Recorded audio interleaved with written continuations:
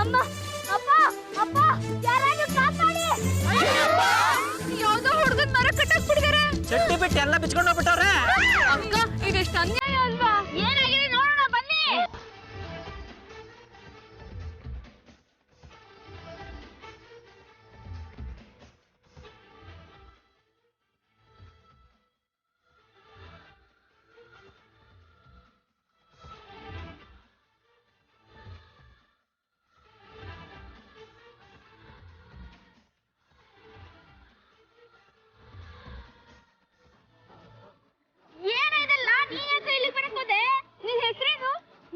ನನ್ನ ಹೆಸರು ಶರಣ್ ಅಂತ.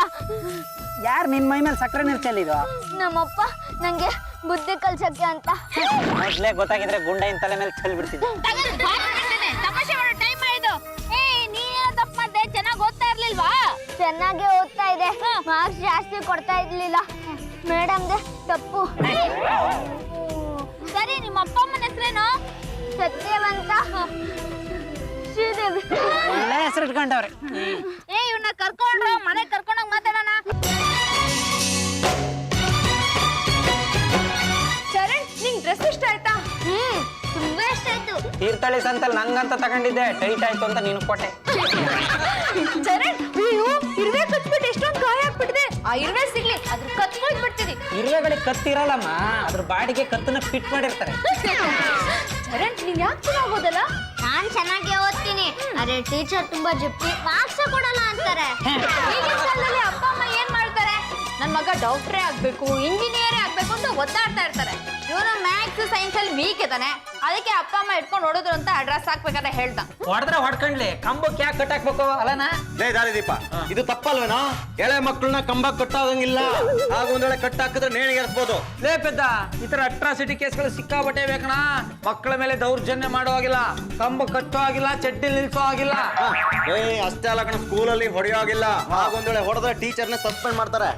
ಇದಕ್ಕೇನಾದ್ರು ಒಂದ್ ಮಾಡ್ಬೇಕಲ್ಲ. ಪೊಲೀಸ್ ಕಂಪ್ಲೇಂಟ್ ಕೊಟ್ರೆ? ಕರೆಕ್ಟ್ ಕಣ, ಪೊಲೀಸ್ ಕಂಪ್ಲೇಂಟ್ ಕೊಟ್ರೆ? ಲೇ ಪೆದ್ದ, ಪೊಲೀಸ್ ಕಂಪ್ಲೇಂಟ್ ಕೊಟ್ರೆ ಈ ಸಮಸ್ಯೆ ಬಗೆಹರಿಯಲ್ಲ. ಪೊಲೀಸ್ ಕಂಪ್ಲೇಂಟ್ ಕೊಟ್ರೆ ಏನಾಗುತ್ತೆ ಗೊತ್ತಾ? ಪೇರೆಂಟ್ಸ್ ಟೀಚರ್ಸ್ ಪೊಲೀಸ್ ಸ್ಟೇಷನ್ ಕರೀತಾರೆ, ಬೈತಾರೆ, ವಾಪಸ್ ಮನೆ ಕಳಿಸ್ತಾರೆ. ಆಗ ಇನ್ನೊಂಥರ ಹಾಗೆ ಶುರು ಆಗುತ್ತೆ, ದ್ವೇಷ ಶುರು ಆಗುತ್ತೆ. ಅಣ್ಣ ಹೆಂಗ್ ಮಾಡಿದ್ರೆ ಹೆಂಗೆ? ಸುಮ್ಮನೆ ತೆಗೆದು ಬಾರ್ಸ್ಬಿಡ್ತೀನಿ. ಕಾವೇರಿ ಹಂಗೆ ಇದ್ದಿದ್ದು ಹೆಂಗೆ ಹಂಗೆ ಅಂತ. ಲೇ ಪರಮ, ಮರದ ಕಟ್ಟಾಕೋದ್ರಿಂದ ಏನ್ ತೊಂದರೆ ಆಗತ್ತೆ ಅಂತ ಇವ್ರ ಅಪ್ಪ ಅಮ್ಮನಿಗೆ ನಾವು ಮನದಟ್ಟು ಮಾಡ್ಕೊಡ್ಬೇಕಣ. ಕರೆಕ್ಟ್ ಕಣ. ಏ ಕಿರಣ, ನೀನ್ ಏನು ಯೋಚನೆ ಮಾಡ್ಬೇಡ, ನಿಮ್ಮ ಅಪ್ಪ ಅಮ್ಮನ್ ಕರ್ಸಿ ನಾವು ಬುದ್ಧಿ ಹೇಳ್ತೀವಿ. ರೇ, ನಮ್ಮನ್ನ ಯಾಕ್ರಿ ಇಲ್ಲಿ ಕಟ್ಟಾಕಿದ್ದೀರಾ? ಯಾರೇ ನೀವು? ನ್ಯಾಯ ನೀತಿ ಧರ್ಮ ಮೂರು ಸೇರಿದ್ರೆ ಪರಮ. ನಾನು ಲಾಯರ್ ಗುಂಡಣ್ಣ, ಕನ್ನಡದ ಮತ್ತು ಇಂಡಿಯಾಗೆ ಗೊತ್ತು. ಗುಂಡಣ್ಣ ಯಾವತ್ತು ನಿಯತ್ತು. ತಾಪಿತೃಗಳು. ಅನುಮಾನನೆಲ್ಲ ಕಣ, ಇದು ಜನಕ, ಅದು ಜಲಜನಕ. ಏನ್ ಮಾಡ್ತಾ ಇದ್ದೀರಾ? ಇದೇನ್ ಗೊತ್ತಾ? ಬೇಡ, ಪ್ಲೀಸ್ ಬೇಡ. ಸೀಮೆ ಎಣ್ಣೆ ಹಾಕಿ ಸುಡ್ಬೇಡ್ರಿ. ಅಟ್ಲೀಸ್ಟ್ ಯಾಕೆ ಅಂತನಾದ್ರೂ ಹೇಳ್ರಿ. ಸೀಮೆಣ್ಣೆ ಹಾಕಿ ಸುಟ್ರೆ ನೀವು ಸತ್ತೋಗ್ಬಿಡ್ತೀರಾ. ಸತ್ತೋದ್ರೆ ಮಕ್ಕಳ ಕಷ್ಟ ನಿಮ್ಗೆ ಗೊತ್ತಾಗಲ್ಲ. ನಮ್ ಮಗ ಕಳ್ದೋಗಿದ್ದಾನೆ ಅಂತ ನಾವು ಹುಡುಕ್ತಾ ಇದ್ರೆ ನಮ್ಮನ್ನ ಕಟ್ಟಾಕ್ಬಿಟ್ಟು ಈ ರೀತಿ ಚಿತ್ರಹಿಂಸೆ ಕೊಡ್ತಾ ಇದ್ದೀರಾ? ನಿಮ್ ಮಗಂಗೆ ಎಷ್ಟು ಹಿಂಸೆ ಕೊಡ್ತಾ ಇದ್ರಿ ಅಂತ ನಿಮ್ಗೆ ಗೊತ್ತಾಗ್ಲಿ ಅಂತಾನೆ ಈ ಸಕ್ಕರೆ ನೀರ್ನ ನಿಮ್ ಮೈ ಮೇಲೆ ಚೆಲ್ತೀವಿ. ಆಗ ವಿಷಗಳು ಬಂದು ಕಚ್ಚಿ ಕಚ್ಚಿ ನಿನ್ನ ತಿನ್ನಲ್ಲ ಅಂತ ನಿಮ್ಮನ್ನ ತಿನ್ಬಿಡ್ತವೆ. ಬರೀ ಇರುವೆಗಳಲ್ಲ, ಇರುಳೆಗಳು, ಹಾವುಗಳು, ಒದ್ದಗಳು, ಹುಳುಗಳು ಎಲ್ಲ ಕಿತ್ಕೊಂಡ್ ತಿಂತವೆ. ಎರ್ಚ ಮೈ ಮೇಲೆ.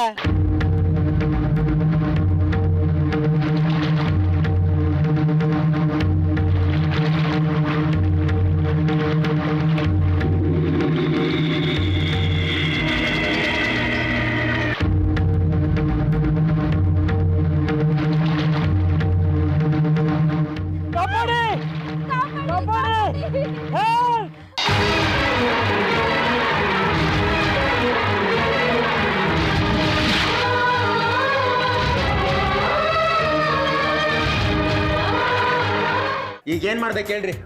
ಈ ಮನೆಯವರಿಗೆ ಸರಿಯಾಗಿ ಶಿಕ್ಷೆ ಆಗ್ಬೇಕು. ಅಲ್ಲ ಸರ್, ನಮ್ಮೇ ಸಕ್ಕರೆ ನೀರ್ ಚೆಲ್ಲಿ ಹೋದ್ರಲ್ಲ, ಅದಾದ್ಮೇಲೆ ಈ ಇರುವೆಗಳು ಹೇಗ್ ನಮ್ನ ಕಚ್ಚಿ ತಿಂದು ಗೊತ್ತಾ? ಆ ಇರುವೆಗಳು ನಮ್ಗೆ ಕಚ್ಚಬೇಕಾದ್ರೆ ನರ್ಕ ನರ್ಕ ನೋಡ್ಬಿಟ್ವಿ ಸರ್. ಯಾಕಾರ ಗೊತ್ತಿಲ್ಲ ಒಂದ್ ಸತ್ ಹೋಗ್ಬಿಡ್ಬೇಕು ಅನ್ಸ್ತು. ಇವ್ರಿಗೆ ಶಿಕ್ಷೆ ಆಗಬೇಕು ಸರ್. ಕೇಳಿಸ್ತು ಅದಕ್ಕೆ ಬಂದ್ವಿ. ನೇರವಾಗಿ ಒಪ್ಕೊಬಿಡಿ. ಮರಕ್ ಕಟ್ಟಾಕಿ ಸಕ್ಕರೆ ನೀರು ಶಿಕ್ಷೆ ಕೊಟ್ಟಿದ್ದೀರಾ? ಹೌದಾ? ಸುಳ್ಳು ಹೇಳಿದ್ರೆ ನಾವು ಸುಮ್ಮನೆ ಇರಲ್ಲ. ಸರ್ ಈ ರೀತಿ ಮರಕ್ ಕಟ್ಟಾಕಿ ಸಕ್ಕರೆ ನೀರು ಚೆಲ್ಲಿ ಶಿಕ್ಷೆ ಕೊಡಬಹುದು ಅಂತ ಪ್ರಪಂಚಕ್ಕೆ ತೋರಿಸ್ಕೊಟ್ಟವ್ರು ಯಾರು? ಇದೇ ಮಹಾತಾಯಿ ತನ್ನ ಸ್ವಂತ ಮಗನಿಗೆ ಇವರ ಮಗ ಚರಣ್ ಅಂತ ಚಿಕ್ಕ ಹುಡುಗ ಅಮಾಯಕ ಸರಿಯಾಗಿ ಓದ್ಲಿಲ್ಲ ಅಂತ ಮರಕ್ ಕಟ್ಟಾಕಿ ಸಕ್ಕರೆ ನೀರು ಚೆಲ್ಲಿ ಶಿಕ್ಷೆ ಕೊಟ್ರಲ್ಲ, ಇವ್ರಿಗೆ ಯಾವ ಶಿಕ್ಷೆ ಕೊಡ್ಬೇಕು ಅದನ್ನ ನೀವೇ ಹೇಳಿ. ಇದಕ್ಕೇನ್ ಹೇಳ್ತೀರಾ? ಮಗನ ಮೇಲೆ ಸಕ್ಕರೆ ನೀರಿನ ಶಿಕ್ಷೆ ಪ್ರಯೋಗಿಸಿದ ರಾಕ್ಷಸಿ ಯಾರು? ಚೆನ್ನಾಗಿ ಓದ್ಲಿ ಅಂತ ಹಾಗೆ ಮಾಡಿದ್ವಪ್ಪ. ಸರ್ ನಾವು ಕೊಡೋ ಶಿಕ್ಷೆಗಿಂತ ಕಠಿಣವಾಗಿದೆ ಇವ್ರು ಕೊಡೋ ಶಿಕ್ಷೆ. ಸರ್ ದಾರಿ ತಪ್ಪಿದ ಮಗಂಗೆ ಬುದ್ಧಿ ಕಲ್ಸೋದಕ್ಕೆ ಅಂತ ಹಾಗೆ ಮಾಡಿದ್ವಿ ಸರ್. ನಾವು ಅಷ್ಟೇ ನಿಮ್ಮ ಮಕ್ಕಳನ್ನ ಚೆನ್ನಾಗಿ ನೋಡ್ಕೊಳ್ಳಿ ಅಂತ ನಾವು ನಿಮಗೆ ಶಿಕ್ಷೆ ಕೊಟ್ಟಿದ್ದು. ನೀವ್ಯಾರಿಗೆ ಶಿಕ್ಷೆ ಕೊಡೋದಕ್ಕೆ? ನೋಡ್ರಿ, ಮಗು ನಿಮ್ದೇ ಇರ್ಬೋದು, ನಿಮ್ದೇ ಮಗುಗೆ ನೀವು ಶಿಕ್ಷೆ ಕೊಡಕ್ಕೆ ನಿಮ್ಗೆ ಅಧಿಕಾರ ಇಲ್ಲ. ಮಕ್ಕಳಿಗೂ ಸಾಕಷ್ಟು ರಕ್ಷಣಾ ಕಾನೂನುಗಳಿವೆ. ಇನ್ಸ್ಪೆಕ್ಟ್ರೆ, ಇವ್ರ ಮಗನಿಗೆ ಮರಕ್ಕೆ ಕಟ್ಟಾಕಿ ಹಿಂಸೆ ಕೊಟ್ಟಿರೋದ್ರಿಂದ ನಾನು ಇವ್ರ ಮೇಲೆ ಕಂಪ್ಲೇಂಟ್ ಕೊಡ್ತೇನೆ. ನೀವು ಪಬ್ಲಿಕ್ ಇಂಟ್ರೆಸ್ಟ್ ನಡಿ, ನೀವು ಇವ್ರ ಮೇಲೆ ಕಂಪ್ಲೇಂಟ್ ರಿಜಿಸ್ಟರ್ ಮಾಡಿ. ನಮ್ಮ ಕಂಪ್ಲೇಂಟಾ? ಹೌದು, ಅದು ಸ್ಟ್ಯಾಂಡ್ ಆಗುತ್ತೆ. ಸರ್ ನಮ್ ಮಗ ಸಿಕ್ಕರೆ ಸಾಕು ಅಂತ ನಾವು ಒದ್ದಾಡ್ತಾ ಇದೀವಿ ಸರ್. ಏನ್ರಿ ಮಗ ಸಿಗೋದು? ಮರಕ್ ಕಟ್ಟಾಕಿ ಅವ್ನ್ ಸತ್ತಿದಾನ ಬದುಕಿನಂತ ನೋಡೋಣನ್ರಿ. ಅವನ್ನ ರಕ್ಷಣೆ ಮಾಡಿ ಕರ್ಕೊಂಡ್ ಬಂದವ್ರು ನಾವು. ಇಲ್ಲಿ ಮಗನ್ ಕರ್ಕೊಂಡ್ ಬನ್ನಿ. ನೋಡಿ, ಮಗು ಇಲ್ಲೇ ಇದೆ, ಇನ್ನು ಬದುಕಿದೆ. ಮಕ್ಕಳು ಓದ್ಲಿಲ್ಲ ಅಂತ ರಕ್ತ ಬರೋ ಹೊಡಿತಾರೆ, ಚಿತ್ರ ವಿಚಿತ್ರವಾದ ಹಿಂಸೆ ಕೊಡ್ತಾರೆ. ಇದು ತಪ್ಪು ಅಂತ ಕೋರ್ಟೆ ಹೇಳಿದೆ. ಸರ್ ಕೋರ್ಟಿಗಾಗ್ಲಿ ಇವರಿಗಾಗ್ಲಿ ಅಪ್ಪ ಅಮ್ಮಂದ್ರು ಕಷ್ಟ ಗೊತ್ತಾಗುತ್ತಾ ಸರ್? ನಾವಿಬ್ರು ಕತ್ತೆಗಳ ತರ ದುಡಿತೀವಿ ಆಫೀಸ್ನಲ್ಲಿ. ಯಾರಿಗೋಸ್ಕರ ಸರ್? ಅವನಿಗೋಸ್ಕರ. ಮಗ ಚೆನ್ನಾಗಿ ಓದ್ಲಿ, ಒಳ್ಳೆ ಕೆಲಸ ಹಿಡಿಲಿ, ರ್ಯಾಂಕ್ ತಗೊಳ್ಳಿ ಅನ್ನೋ ಕಾರಣಕ್ಕೋಸ್ಕರ ಸರ್ ಚಾಲೆಂಜ್ ಮಾಡ್ತೀನಿ ಸರ್. ಇಷ್ಟೆಲ್ಲ ಮಾತಾಡ್ತಾರಲ್ಲ ಇವರು, ನನ್ನ ಮಗನ ಓದ್ಸೋದಕ್ಕಾಗ್ತಾ ನಿಮ್ ಕೈಯಲ್ಲಿ? ಸರ್ ಯಾಕಾಗಲ್ಲ? ನೀವೊಂದ್ ಕೆಲಸ ಮಾಡಿ, ನಿಮ್ ಮಗನ ನಮ್ಮ ಮನೇಲಿ ಬಿಟ್ಟೋಗಿ ನಾವು ಓದಿಸ್ತೀವ್ರಿ. ಆದ್ರೆ ನಾವು ಕರೆದಾಗ ನೀವು ಬರಬೇಕು. ಮಕ್ಕಳ ಬೆಳವಣಿಗೆಗೆ ಅಪ್ಪ ಅಮ್ಮನ ಪಾತ್ರ ಮುಖ್ಯ. ಎಲ್ಲಾ ಕಡೆ ಇದೆ ಸಮಸ್ಯೆ ಆಗೋಗ್ಬಿಟ್ಟಿದೆ. ನೋಡಿ, ಈ ತರ ಸಮಸ್ಯೆ ಇರೋ ಅಪ್ಪ ಅಮ್ಮನೆಲ್ಲ ಒಂದ್ ಕಡೆ ಸೇರ್ಸೋಣ, ಒಟ್ಟಿಗೆ ಕುತ್ಕೊಂಡು ಮಾತಾಡೋಣ. ಆಮೇಲೆ ಏನ್ ಮಾಡ್ಬೇಕು ಅಂತ ಪೊಲೀಸ್ನವರೇ ತೀರ್ಮಾನ ತಗೊಳ್ಳಿ. ಶರಣ್, ಬಾರ ಮನೆಗೆ ಹೋಗೋಣ. ನಾನ್ ಬರಲ್ಲ, ಇಲ್ಲೇ ಇರ್ತೀನಿ. ಇವರಿಬ್ಬರದೇನ್ ಕೇಸು? ಸತ್ಯವಂತ ಮತ್ತೆ ಶ್ರೀದೇವಿ ದಂಪತಿಗಳಿಗೆ ಸುಮಾರು ದಿನ ಆದ ಮೇಲೆ ಒಂದು ಮಗು ಹುಟ್ಟಿತು. ಹರಿಕತೆ ಬೇಡ, ನರಿಕತೆ ಅದು ಬೇಡ. ಕುರಿಕತೆ ನಿನ್ ಕತೆ ನೀನೇ ಯಾಕೆ ಕಳ್ಕೊಂತೀಯ? ನನ್ನ ಮಗ ಚರಣ್ ತುಂಬಾ ಸೋಮಾರಿ. ಅವ್ನು ಚೆನ್ನಾಗಿ ಓದ್ಬೇಕು, ಸಾಫ್ಟ್ವೇರ್ ಇಂಜಿನಿಯರ್ ಆಗ್ಬೇಕು ಅನ್ನೋದೇ ನಮ್ಮ ಆಸೆ. ಈ ಆಸೆಯಿಂದ ಮಗನಿಗೆ ವಿಚಿತ್ರವಾದ ಶಿಕ್ಷೆ ಕೊಡಕ್ ಶುರು ಮಾಡಿದಿರ. ನಮಗೂ ಅದೇ ಆಸೆ, ನಮ್ಮ ಮಗ ದೊಡ್ಡ ಡಾಕ್ಟರ್ ಆಗಬೇಕು ಅಂತ. ಆದರೆ ಅವನ ತಲೆಗೆ ಸೈನ್ಸ್ ಹೋಗಲೇ ಇಲ್ಲ. ಒಂದ್ಸಲ ತಲೆ ಮೇಲೆ ಹೊಡೆದೆ ತಲೆ ಸುತ್ತ ಬಿದ್ದೋದ. ಅಕ್ಕಪಕ್ಕದ ಮನೆಯವರೆಲ್ಲ ನನ್ನ ಮೇಲೆ ಕಂಪ್ಲೇಂಟ್ ಕೊಟ್ಟರು, ನನ್ನ ಮೇಲೆ ಕೇಸ್ ಆಯಿತು. ನಾನು ನನ್ನ ಮಗನ IAS ಆಫೀಸರ್ ಮಾಡಿಸ್ಬೇಕು ಅಂದ್ಕೊಂಡಿದ್ದೆ. ಯಾಕೆಂದರೆ ನಾನು ನನ್ನ ಜೀವನದಲ್ಲಿ ಬರೀ 12th ಆಗಿದ್ದವನು. ನನ್ನ ಮಗ ಆದರೂ ದೊಡ್ಡ ವ್ಯಕ್ತಿ ಆಗಲಿ ಅಂತ ಆಸೆಪಟ್ಟು ಅವನಿಗೆ ಸ್ವಲ್ಪ ತೊಂದರೆ ಕೊಟ್ಟಿದ್ದು ನಿಜ. ನಮ್ಮದು ಅದೇ ಸಮಸ್ಯೆ. ನಮ್ಮದು ರಾಜಕೀಯ ಮನೆತನ. ಅವ್ನು ಹೆಚ್ಚಿಗೆ ಓದದೇ ಇದ್ರೂ ಪರವಾಗಿಲ್ಲ, ಒಂದು ಡಿಗ್ರಿ ಮಾಡಿಕೊಂಡ್ರೆ ಸಾಕು. ಎಲೆಕ್ಷನ್ ನಿಲ್ಲಿಸಿ MLA ಮಾಡಬೇಕು ಅಂದ್ಕೊಂಡು ಹೊಡೆದ್ವಿ. ವಿರೋಧ ಪಕ್ಷದವರು ಇದನ್ನೇ ದೊಡ್ಡ ವಿಷಯ ಮಾಡಿ ನಮ್ಮನ್ನ ಜೈಲ್ಗೆ ಹಾಕಿದ್ರು. ಮೇಡಮ್, ಎಲ್ಲಾರ ಮನೇಲೂ ಇದೇ ತರ ಪ್ರಾಬ್ಲಮ್. ಇದಕ್ಕೆ ಏನಂತೀರಾ? ಪರಿಹಾರ ಕೊಡೋ ದೇವ್ರು ಬರ್ತಾ ಇದಾರೆ.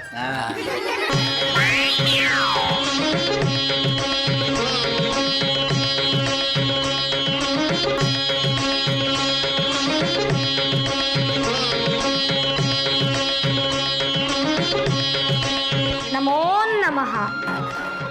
ಇವರು ವಿದ್ಯಾಧರೆ ಅಂತ, ಕರ್ನಾಟಕದವರೇ, ಆದರೆ ಹಿಮಾಲಯದಲ್ಲಿ ಸಿಟ್ಲಾಗಿದ್ದಾರೆ. ನಾನು ಇವರ ಶಿಷ್ಯೆ. ನಿಮ್ಮನ್ನು ನೋಡ್ತಾ ಇದ್ರೆ ಸಾಕ್ಷಾತ್ ಸರಸ್ವತಿ ದೇವಿನೇ ಭೂಮಿಗಿಳಿದು ಬಂದಾಗಿದೆ. ಹಾಗೆ ಈ ವೇಷ ಏನು, ಕೈಯಲ್ಲಿ ಗಿಟಾರ್ ಏನು? ಕೈಯಲ್ಲಿ ವೀಣೆ ಹಿಡಿದ್ರೆ ಕೇವಲ ಭಾರತಕ್ಕೆ ಮಾತ್ರ ಅನ್ವಯಿಸುತ್ತೆ, ಅದೇ ಗಿಟಾರ್ ಹಿಡಿದ್ರೆ ಎಲ್ಲರಿಗೂ ಅನ್ವಯಿಸುತ್ತೆ. ಹೌದೌದು, ಗಿಟಾರು ಫಾರಿನಲ್ಲೂ ಯೂಸ್ ಮಾಡ್ತಾರೆ, ನಮ್ಮ ಇಂಡಿಯಾದಲ್ಲೂ ಯೂಸ್ ಮಾಡ್ತಾರೆ. ಮಕ್ಕಳ ಸಮಸ್ಯೆಗಳ ಬಗ್ಗೆ ನಿಮ್ಗೇನ್ ಕೇಳೋದಿದೆ? ಮಕ್ಕಳು ದೇವರ ಸಮಾನ. ಅವರು ಅಡಿಗೆಯ ಅನಿಲ ಇದ್ದಂತೆ. ಕುಟುಂಬಕ್ಕೆ 6 ಸಿಲಿಂಡ್ರು, ಕುಟುಂಬಕ್ಕೆ 1 ಮಗು ಸಾಕು. ಬಲೂನಲ್ಲಿ ಗಾಳಿ ತುಂಬಿಸ್ತೀವಿ, ಅದ್ರ ಕೆಪಾಸಿಟಿಗಿಂತ ಜಾಸ್ತಿ ತುಂಬಿಸಿದ್ರೆ ಏನಾಗುತ್ತೆ? ಪಟ್ ಅಂತ ಒಡೆದೋಗುತ್ತೆ. ಮಕ್ಕಳು ತಲೆನೂ ಹಾಗೆ, ಅವ್ರ ತಲೆಯಲ್ಲಿ ಹಿಡಿಯೋ ಅಷ್ಟೇ ಬುದ್ಧಿ ತುಂಬಿಸ್ಬೇಕು. ನಮ್ಮ ಮಗ ತುಂಬಾ ಓದ್ಬೇಕು ಅಂತ ಆಸೆ ಪಟ್ವಿ, ಅವನಿಗೆ ಸಕ್ಕರೆ ನೀರಿನ ಶಿಕ್ಷೆ ಕೊಟ್ವಿ. ನಮ್ಮದು ಅದೇ ಕೇಸು. ಅವನಿಗೆ ಉಪವಾಸ ಕೆಡಿದ್ವಿ.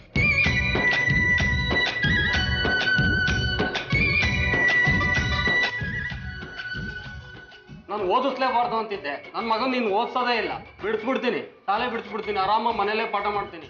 ತಪ್ಪೆಲ್ಲ ನಿಮ್ಮದೇ. ನೀವು ದೇವರನ್ನ ಪ್ರಾರ್ಥನೆ ಮಾಡಿದ್ದೀರಾ ನಿಜ. ಯಾವ ಭಾಷೆಯಲ್ಲಿ ಮಾಡಿದ್ದೀರಾ? ಕನ್ನಡದಲ್ಲಿ ಮಾಡಿದ್ವಿ. ನಿಮ್ದೇ ತಪ್ಪು.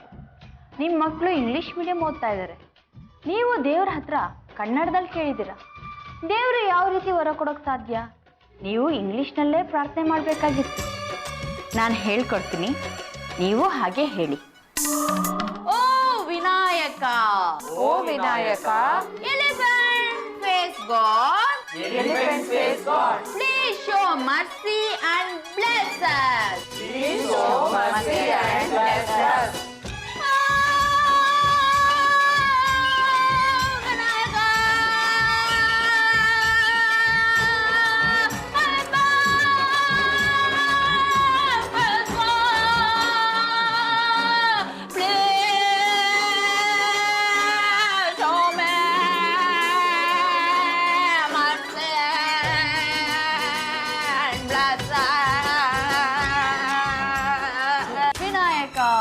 ವಿನಾಯಕ ನೋಡಿ, ನಾಳೆ ನಿಮ್ಮ ಜಾತಕಗಳನ್ನ ನಿಮ್ಮ ಮಕ್ಕಳ ಜಾತಕದ ಜೊತೆ ತಂದುಕೊಡಿ.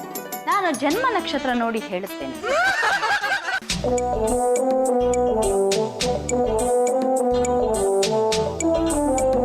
ನಿಮ್ಮ ಜಾತಕಗಳಲ್ಲಿ ನಕ್ಷತ್ರ ವಾಸ್ತುದೋಷ ಇದೆ. ತಂದೆ ತಾಯಿ ಮಾಡಿದ ಕರ್ಮ ಮಕ್ಕಳ ಮೇಲೆ ಪ್ರಭಾವ ಬೀರುತ್ತಿದೆ.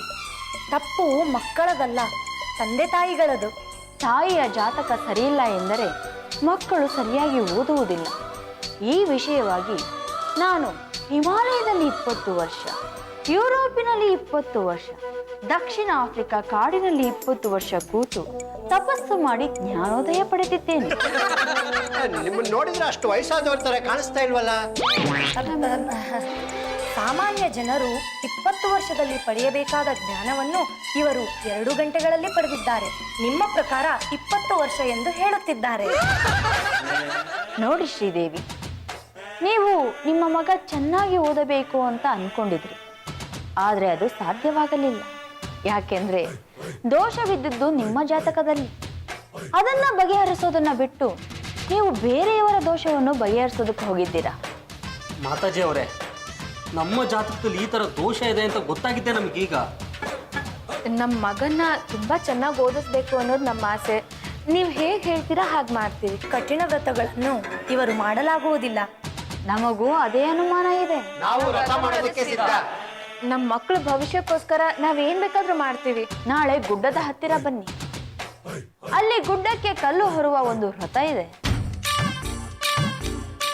ಈ ಕಲ್ಲಲ್ಲಿ ನಿಮ್ಮ ಆಸೆಗಳನ್ನ ತುಂಬಿ ತಲೆ ಮೇಲೆ ಇಟ್ಕೊಳ್ಳಿ. ಮಾ ಸರಸ್ವತಿ, ನಮ್ಮ ಮಕ್ಕಳಿಗೆ ಎಜುಕೇಶನ್ ಕೊಡು, ರ್ಯಾಂಕ್ ಕೊಡು ಅಂತ ಬೇಡ್ಕೊಂಡು 101 ಸಲ ಮೆಟ್ಲನ್ನ ಹತ್ರಿ ಇಳಿರಿ. ಏನು, ಈ ಕಲ್ಲು ಹೊತ್ಕೊಂಡು ಈ ಮೆಟ್ಲುಗಳನ್ನ ಹತ್ತಿಳಿಬೇಕಾ? 5 ವರ್ಷದ ಮಕ್ಕಳಿಗೆ ಸಾಫ್ಟ್ವೇರ್ ಅಂದ್ರೇನು, ಹಾರ್ಡ್ವೇರ್ ಅಂದ್ರೇನು ಅಂತ ಗೊತ್ತಿರಲ್ಲ. ಅಂತ ಪುಟ್ಟ ಮಕ್ಕಳ ಬಗ್ಗೆ ಇಷ್ಟು ದೊಡ್ಡ ಕನಸು ಕಾಣ್ತಿರಲ್ಲ. ನೀವು ಎಷ್ಟು ಸಾರಿ ಹತ್ತಿ ಇಳಿತೀರೋ ನಿಮ್ಮ ಮಕ್ಕಳಿಗೆ ಅಷ್ಟು ಮಾರ್ಕ್ಸ್ ಬರುತ್ತದೆ. ಬೇಗ ಕಲ್ಲುಗಳನ್ನು ಎತ್ತಿಕೊಂಡು ಹೊರಡಿ. ಇಷ್ಟೊಂದು ಮೆಟ್ಲುಗಳಿವೆ. ಒಂದೊಂದು ಮೆಟ್ಟಿಲು ಒಂದೊಂದು ಡಿಗ್ರಿಯ ಸಂಕೇತ. ನೋಡಿ, ವಿದ್ಯಾಧರಿಯಾಗಿ ನಾನು ಹೇಳ್ತಾ ಇದ್ದೀನಿ, ಇವು ಬರೀ ಕಲ್ಲುಗಳಲ್ಲ, ನಿಮ್ಮ ಮಕ್ಕಳ ತಲೆಬುರುಡೆಗಳು. ಇವುಗಳನ್ನು ಎತ್ತಿಕೊಂಡು ನೀವು ಮೆಟ್ಟಿಲು ಹತ್ತಬೇಕು. ಹೊರಡಿ ಹೊರಡಿ.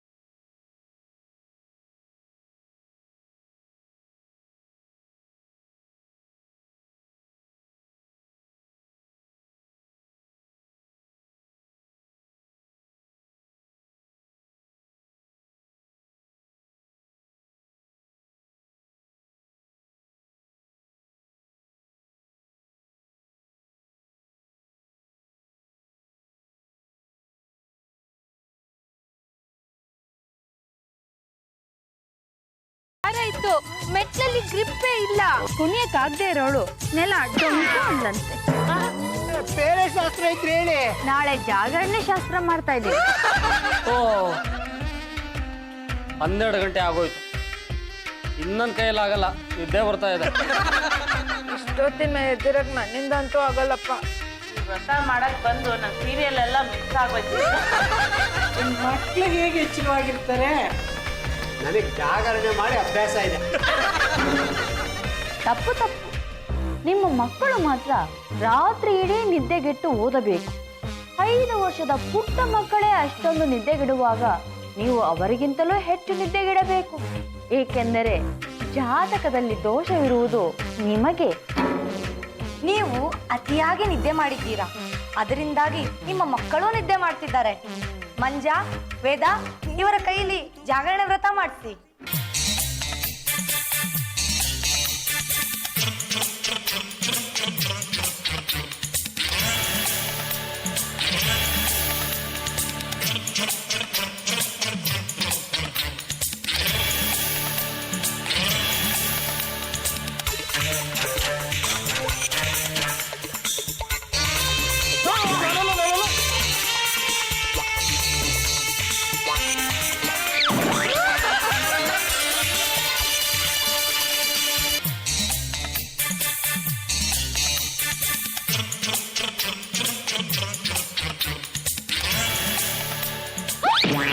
ಮಾತಾಜಿ, ಇವ್ರಿಗೆಲ್ಲ ಎಷ್ಟು ನೀರು ಹಾಕಿದ್ರು ನಿದ್ದೆ ಮಾಡೇ ಬಿಟ್ರು. ಅದು ಸರಿ, ಅದೇನು ನಿಮ್ಮ ತಲೆಯಿಂದಿರೋ ಚಕ್ರ ಒಂದೊಂದ್ಸರಿ ಸುತ್ತುತ್ತಾ ಇರುತ್ತೆ, ಒಂದೊಂದ್ಸರಿ ಸುತ್ತದೇ ಇಲ್ಲ, ಮಾಯವಾಗಿ ಹೋಗ್ಬಿಟ್ಟಿರುತ್ತಲ್ಲ. ಅಮ್ಮನವರ ತಲೆ ಓಡುತ್ತಿರುವಾಗ ಅದು ನಿಂತಿರುತ್ತೆ, ಅಮ್ಮನವರ ತಲೆ ನಿಂತಾಗ ಅದು ಓಡ್ತಾ ಇರುತ್ತೆ. ನಿಮ್ಮ ಮಕ್ಕಳು ಕೆಲವು ಸಬ್ಜೆಕ್ಟ್ನಲ್ಲಿ ವೀಕ್ ಇದ್ದಾರೆ, ಕೆಲವು ಸಬ್ಜೆಕ್ಟ್ನಲ್ಲಿ ಸ್ಟ್ರಾಂಗ್ ಇದ್ದಾರೆ, ಹೌದಾ? ಇದಕ್ಕೆ ಒಂಟಿ ಕಾಲಿನ ದೋಷ ಅಂತಾರೆ. ನೀವು ಒಂಟಿ ಕಾಲಿನಲ್ಲಿ ನಿಂತರೆ ಈ ದೋಷ ಪರಿಹಾರ ಆಗುತ್ತೆ. ಒಂಟಿ ಕಾಲಲ್ಲಿ ನಾವು ನಿಂತ್ಕೋಬೇಕಾ? ಹೌದು, ನೀವು ಒಂಟಿ ಕಾಲಿನ ಮೇಲೆ ನಿಂತಾಗ ಇವರು ಆಶೀರ್ವಾದ ಮಾಡುತ್ತಾರೆ. ನೀವು ಯಾವ ಕಾಲಿನ ಮೇಲೆ ನಿಂತಿರುತ್ತೀರೋ ಆ ಕಾಲಿಗೆ ಶಕ್ತಿ ತುಂಬಿ ಮಂತ್ರಗಳನ್ನು 3 ಗಂಟೆಗಳ ಕಾಲ ಹೇಳಬೇಕು. ಆಗ್ಲೇ ರಾತ್ರಿ ಎಲ್ಲ ನಿದ್ದೆ ಕೆಟ್ಟಿದೀವಿ, ಮತ್ತೆ ಒಂಟಿ ಕಾಲಲ್ಲಿ ನಿಲ್ಲು ಅಂದ್ರೆ ನಮಗ್ ತುಂಬಾ ಕಷ್ಟ ಆಗತ್ತಪ್ಪ. ನಿಮ್ಮ ಮಕ್ಕಳು ಸರಿ ಹೋಗಬೇಕೆಂದರೆ ನೀವು ಇದನ್ನು ಮಾಡಲೇಬೇಕು. Twinkle, twinkle, little star, our children superstar. Twinkle little star, our children. Twinkle, twinkle, little star, our children golden star.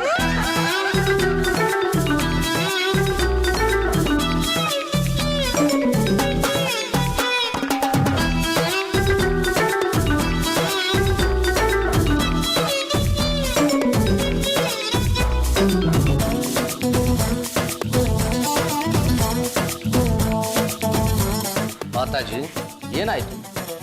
ಇವರ ಮಕ್ಕಳು ಸರಿಯಾಗಿ ಓದುವುದಕ್ಕೆ ಇವರು ಸಹಕಾರ ನೀಡುತ್ತಿಲ್ಲ. ಅಯ್ಯಪ್ಪ, ನಮ್ಮ ಕೈಲಿ ಸಾಧ್ಯ ಆಗ್ತಾ ಇಲ್ಲ ಸರ್. ಪ್ರಾಮಾಣಿಕವಾಗಿ ಹೇಳಿ, ದೋಷ ನಿವಾರಣಾ ಶಾಸ್ತ್ರ ಶುರು ಮಾಡಿದಾಗ ವಿದ್ಯಾರ್ಥಿಗಳ ಬಗ್ಗೆ ಏನನ್ನಿಸ್ತು? ಹೋಗಿ ಸರ್, ಮಕ್ಕಳು ಬೇಡ ಮರಿನೂ ಬೇಡ, ಎಲ್ಲಿಗಾರ ಹೊರಟೋಗೋಣ ಅನಿಸ್ತಾ ಇದೆ. ನೋಡಿದ್ರ, ನೀವು ತುಂಬಾ ಪ್ರಯತ್ನ ಪಟ್ರಿ, ಆದ್ರೆ ಕಷ್ಟ ಆಯ್ತು, ಹಿಂಸೆ ಕೊಡ್ಬೇಕು ಅನ್ಸ್ತು. ನಿಮ್ ಮಕ್ಳಿಗೂ ಹಾಗೇನೆ. ಒಂದೇ ರೀತಿ ಎಲ್ಲ ಮಕ್ಕಳು ಇರಲ್ಲ. ಮಕ್ಕಳಿಗೆ ಹಿಂಸೆ ಕೊಟ್ರೆ ಏನಾಗುತ್ತೆ? ನಿಮಗೆ ವಿದ್ಯಾಧರ ಮೇಲೆ ಯಾವ ತರ ಸಿಟ್ಟು ಬಂತೋ ಅದೇ ರೀತಿ ನಿಮ್ಮ ಮಕ್ಕಳಿಗೆ ನಿಮ್ಮ ಮೇಲೆ ಸಿಟ್ಟು ಬರುತ್ತೆ. ಅಲ್ಲ, ನೀವೇನೋ ಆಸೆ ಗುರಿಗಳನ್ನ ಇಟ್ಕೊಂಡು ಅದನ್ನ ಮಕ್ಕಳು ಈಡೇರಿಸ್ಲಿ ಅಂತ ಪ್ರೆಸರ್ ಆಗ್ತಿರಲ್ಲ, ಅದು ಹೇಗ್ ಸಾಧ್ಯ? ಈಗ ವಿದ್ಯಾಧರ ಕೊಟ್ಟ ಗುರಿನ ನೀವ್ ಈಡೇರಿಸಿದ್ರ? ಇಲ್ಲ ತಾನೆ. ಅಪ್ಪ ಅಮ್ಮನ ಸಪೋರ್ಟ್ ಬೇಕು ನಿಜ, ಆದ್ರೆ ಮಕ್ಕಳ ಮೇಲೆ ಓದುವಂತ ಹಿಂಸೆ ಮಾಡೋದು ಪ್ರಯೋಜನ ಬರಲ್ಲ. ನಮ್ಮ ಪೊಲೀಸ್ ಇಲಾಖೆಯಲ್ಲೂ ಅಷ್ಟೇ, ಮಕ್ಕಳಿಗೆ ಹಿಂಸೆ ಕೊಡಬೇಡಿ, ಒತ್ತಡ ಕೊಡಬೇಡಿ ಅಂತ ಹೇಳ್ತಾರೆ. ಆದ್ರೆ ದಯವಿಟ್ಟು ನೀವು ನಿಮ್ಮ ಮಕ್ಕಳು ಯಾವ ಕ್ಷೇತ್ರದಲ್ಲಿ ಹೋಗೋಕೆ ಆಸೆ ಪಡ್ತಾರೋ ಅದಕ್ಕೆ ಅವಕಾಶ ಮಾಡಿಕೊಡಿ. ಮಕ್ಕಳು ಮಾತ್ರ ಭಾರ ಹೊರಬೇಕು, ನೀವು ಭಾರ ಹೊರಲಿಲ್ಲ. ಮಕ್ಕಳು ಮಾತ್ರ ನಿದ್ದೆಗೆಡಬೇಕು, ನೀವು ನಿದ್ದೆಗೆಡ್ಲಿಲ್ಲ. ಅದು ನಿಮ್ಮಿಂದ ಸಾಧ್ಯ ಕೂಡ ಆಗ್ಲಿಲ್ಲ. ಹಬ್ಬ ವಿದ್ಯಾಧರಿ ಅವರೇ, ನೀವು ನಮ್ಗೆಲ್ಲ ಕಣ್ತೆರ್ಸಿದ್ರಿ. ತಂದೆ ತಾಯಿ ಮಕ್ಕಳ ಮೇಲೆ ಒತ್ತಡ ಹೇರಿದ್ರೆ ಯಾವ ರೀತಿ ಪರಿಣಾಮ ಆಗುತ್ತೆ ಅನ್ನೋದನ್ನ ನಮಗೆ ತಿಳಿಸ್ಕೊಟ್ರಿ. ವಿದ್ಯಾಧರೆ ಅವರೇ, ನಾವೇನು ಅಂತ ನಮಗ್ ನೀವ್ ಅರ್ಥ ಮಾಡ್ಸಿದ್ರಿ. ನೀವೆಲ್ಲಿರ್ತೀರಿ? ಹಿಮಾಲಯದಲ್ಲಿ ತಾನೆ? ಇಲ್ಲಲ್ಲ, ಮತ್ತೆ ಎಲ್ಲಿರ್ತಾರೆ ಇಲ್ಲೇ. ಅಂದ್ರೆ ನೀವು? ನಾನು ವಿದ್ಯಾಧರೆ ಅಲ್ಲ, ಕೆಟ್ಟೋರ್ ಪಾಲಿಗೆ ಕಾಳಿ, ಒಳ್ಳೆಯವ್ರ ಪಾಲಿಗೆ